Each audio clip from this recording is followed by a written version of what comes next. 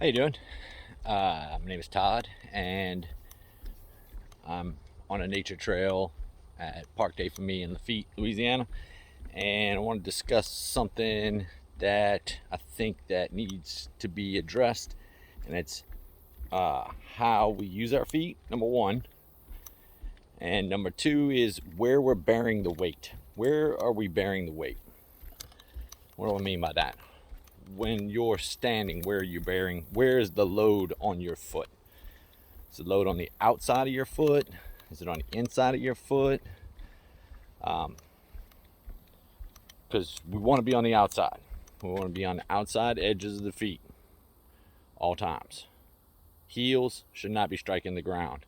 Shoes have done a lot of damage to our gait, and it's because of the cushy bottom, cushy sole shoes, the big gap shoes, big fat sole shoes that have allowed for us to heel strike, and it's causing a lot of issues. And people are trying to figure this out and trying to figure things out. Don't understand why they have flat feet. I had flat feet. I no longer have flat feet. I don't wear cushy sole shoes. I wear basically water shoes, like you would wear if you were going to the beach. Or here, look, water shoes. Very flexible. Barely any sole. So that I'm using mostly my foot to control my movement. So let me just give you an example.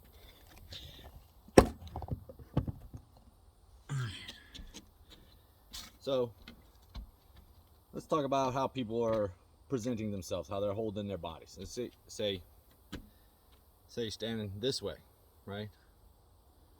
From the side, pelvis thrust forward, feet sprawled out, right? What does this usually equate to? This usually happens, well, what happens is when you're like that, you're going to travel like that, right? You're going to travel like this, okay? What I want us to do is, or what I want you to start thinking about is getting out of this position, okay? Straightening the feet up and moving to the outside, right? So this joint here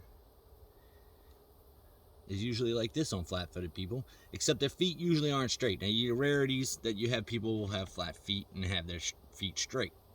Most of the time, flat footers have a sprawled out or splayed out feet like this, right? It does damage to your knees because how you're standing and bearing the load, right? How you're standing and bearing the load is going to travel with you when you start moving, right?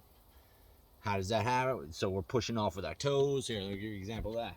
Most people are pushing off, heel staying in. They're pushing off with the big toe side, right? It's not correct as according to the design of the foot. Human design, the actual foot design is meant to push off with the heel, or push off, heel goes out, pushing off with the outside edge ball of the foot, right? So right around this area, pushing off with the pinky toe. So you want to push off with your pinky toe. Now, if you have flat feet and they're serious, like mine were, you're not going to have that access, okay? So what we do is, and what I will be, posting and putting up more examples and more exercises on how to get your foot loose enough to do the motion, or to find the space to have that motion, that range to kick your foot out, because I could not do this with my right foot when I first started training, or when I first started trying to correct this, right? I could not get my toes to roll over, and I could not get this heel to come out. It was at best here, and even then my toes weren't flexible enough. So let's start with just getting the feet straight. How about that? Go from this, right, and weight bearing on the inside. No more bearing the weight on the inside of the feet, people. Let's correct this, right? So when you're standing there, if you're standing in the grocery and you look down, let's straighten the feet out. Let's get them underneath this, not like this, right? None of this here. So here, right? And then outside, right? And heels up. I mean, if you're going to start building the muscle, you're going to have to start heel off the ground, right? So if you're standing in the grocery, you could do a little from here and sprawled out to straight and butt back and outside edge, right? And then when you have outside edge, you can lean forward a little bit and you can kind of kick those heels up, and this will start to help you build those calf muscles up, right?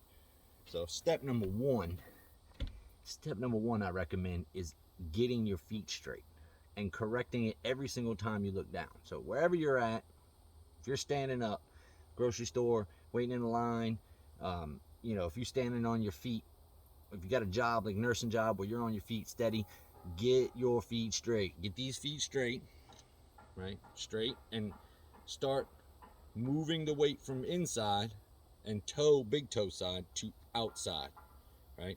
You want this ankle joint needs to be, before I was here, right? Sprawled in, ankle joint rolled in. We don't like that. It's not good, right? So feet straight. And then we want to go from this ankle joint being pressed to the inside to the outside. You can hear me cracking because I still crack daily. I still am moving and trying to get these things loose. It's a daily process. It's going to take some time because there's a lot going on there, and I will have some design videos that I'm putting together that'll just basically go over the human foot design and just show you. But you want to be pushing off of this outside edge of the foot. Right, outside pinky toe side may be difficult. Try your best. Do your best. It's not going to happen overnight. This is something that I've been working on for a couple of years now. In the past 8 months, I've really driven it, right? Really been using weights and really trying to flex and do this consistently on a daily basis. So first thing we want to do, this got to go. We got to get rid of this, right? This got to go, right? How do we do that? Bring them feet together, get them straight, shift to the outside, right? Butt back, shift to the outside. Butt back, shift to the outside, right? You can do these. These are fun. These will get you somewhere, right? More videos to come. My name is Todd. I'm here to help you correct your flat feet.